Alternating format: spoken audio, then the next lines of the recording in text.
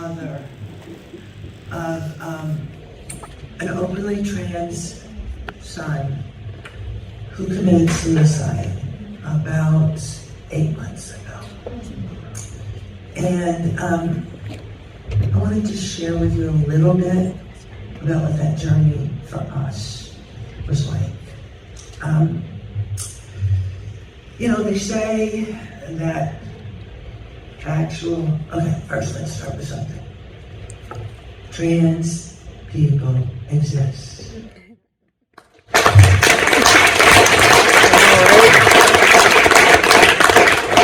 And for anybody to say it's not possible, they don't exist.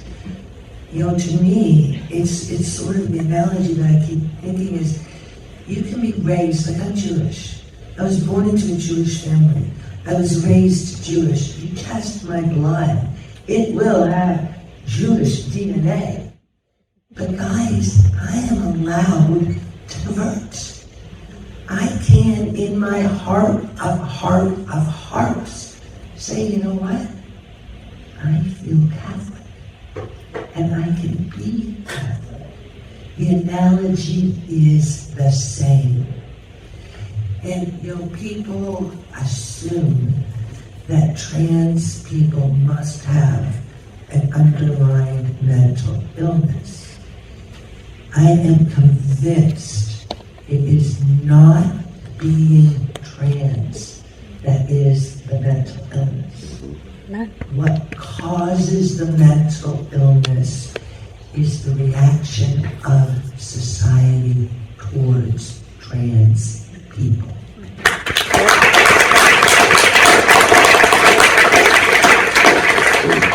So for me, and I know we're short on time, so I'm going to try to be succinct here. My child didn't come out to me until post-puberty, first week of high school. And honestly, even though I was a physician, I didn't know anything about trans children. I had never even thought about it. I did not know what's up. I didn't know. Luckily, that night, I'd already been scheduled to have dinner with two of my friends who are pediatricians. And I went from this conversation with my son to their house, and it was a godsend, because somebody was able to tell me from the beginning, this is okay. This can be okay. But the thing about coming out at his age is that once he transitions, it becomes very hard in somebody post-puberty who has already gone through the puberty of their biological sex. It becomes very hard to protect that child from people that are, and I said this on the phone once, you don't realize they come after you. There are people who feel 100% empowered to go up to a 15 and 16-year-old child to their face and say, you are so sick that you do not deserve to be alive. There are people all over the internet who will send them messages day in and day out, kill yourself. Kill yourself over and over and over. So, the data actually shows that if I had known this, guys, I may have done something differently.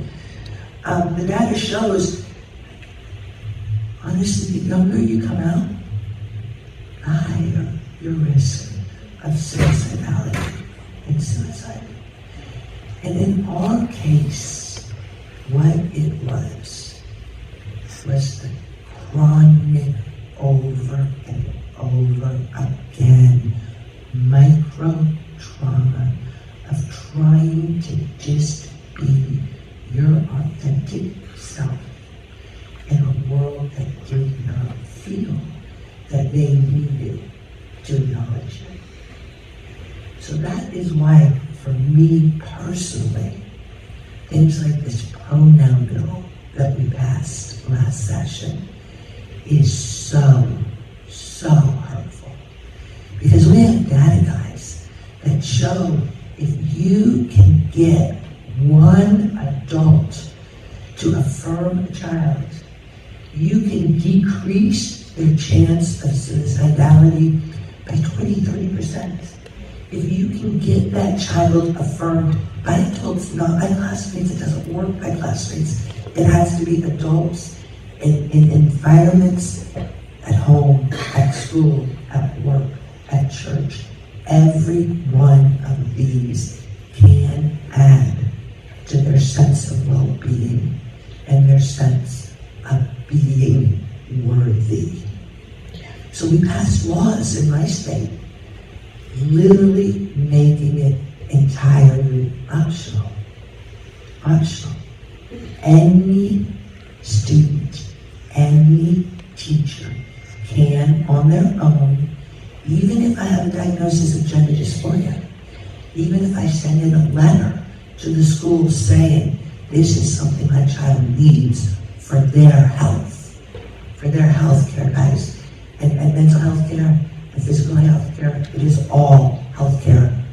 We do a disservice, actually, by calling one and one the other. It is all health care.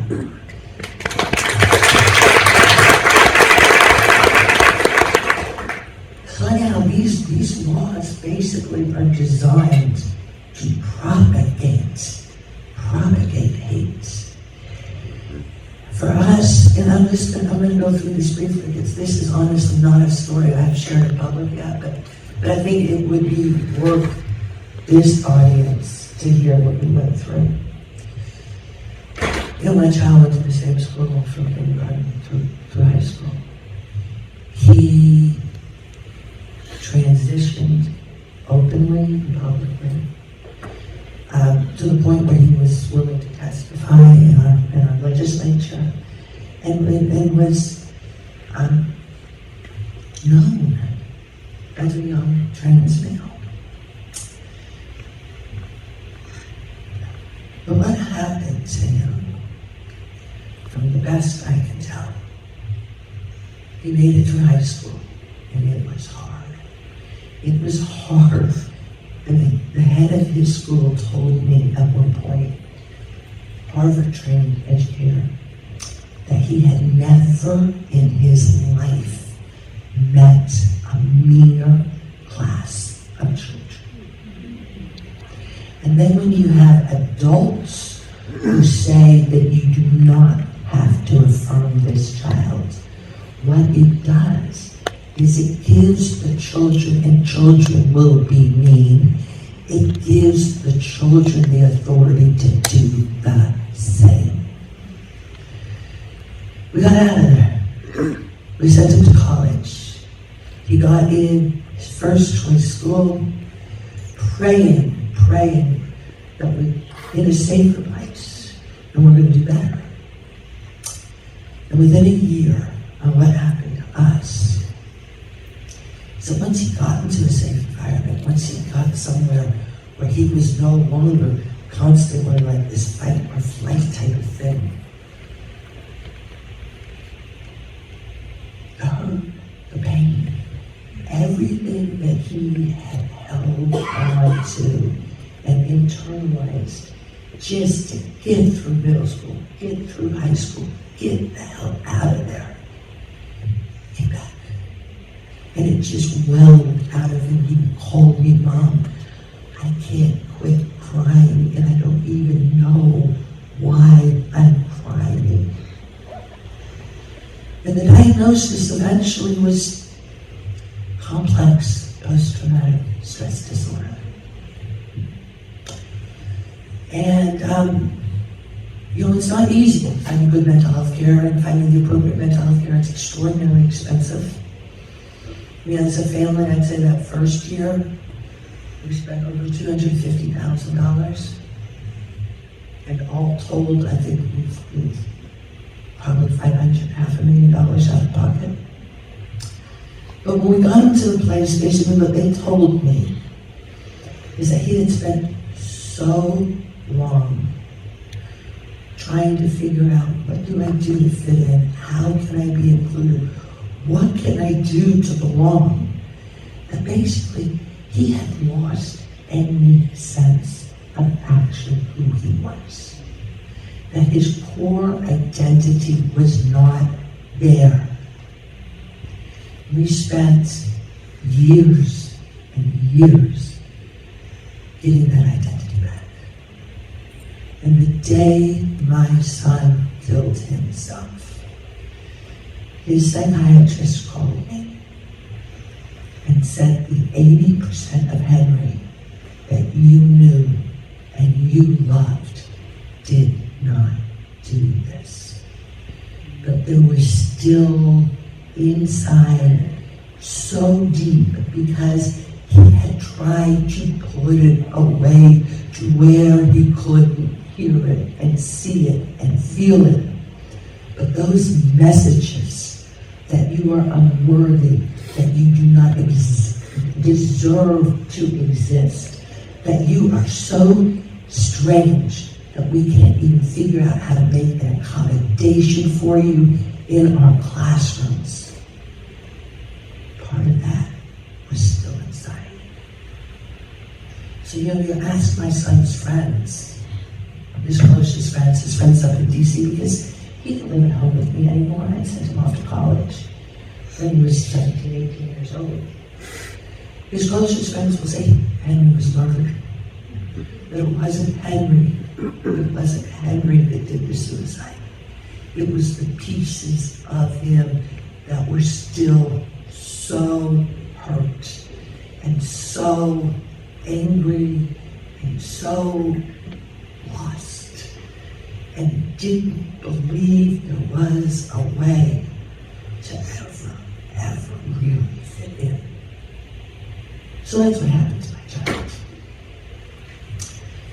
Now then, I'm going to talk just a little bit, and somebody tell me, oh, we're 5 minutes already. Shoot, okay. Real quickly, I just want to talk about pronoun bills go to the absolute core of a child's identity. Bathroom bills, the same.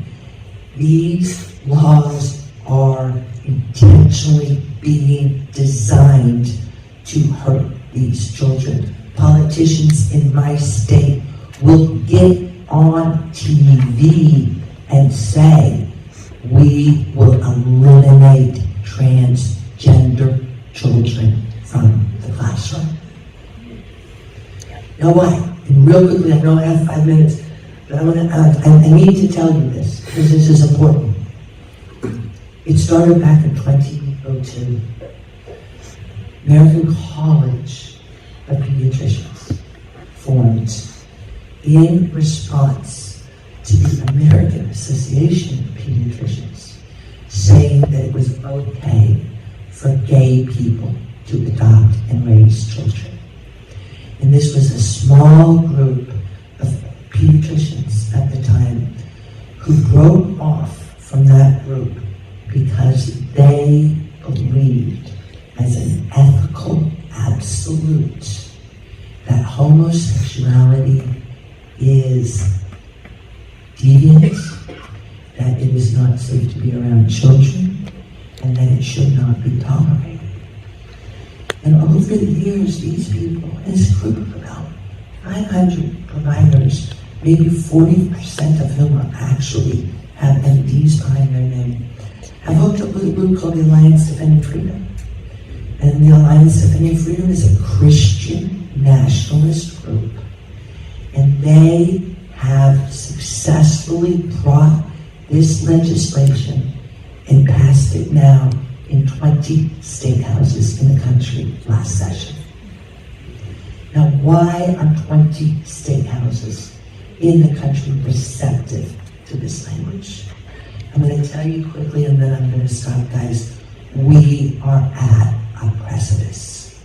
We are at a point where we can change this world, the trajectory of our society, and that is what the young people want to have happen. And that's honestly what we need to have happen going forward. But we have a group of people who have historically been in power that are being disempowered, and they don't know how to respond. Because guys, they lost on gay rights. They lost in the courts, they lost it in the minds of, in the public. So they can't go back and use homosexuality and gay rights as their boogeyman. They're losing on abortion. Every single election that has happened since Dobbs fell shows them clearly, guys, we cannot stay in power on this issue. They are not with us. They're losing on gun control. And it is the same exact people, the same exact groups coming in saying we will never limit access to guns in our state, who are saying that trans children should not be allowed to live. And why are they saying that? Because honestly, their polls showed them that when you talk about male to female transgender athletes competing against other women, that polled positively in this country. That was the deciding factor for these people to think, and this is what they think, that they can win votes. Their constituents, they think, will rally behind them if they can get a boogeyman. And that's what they've done. And they have won. Now, they had 20 years ahead of us. They've been working on this for a long time. I could say so much more, but I know we're out of time. And thank you. Thank you for listening.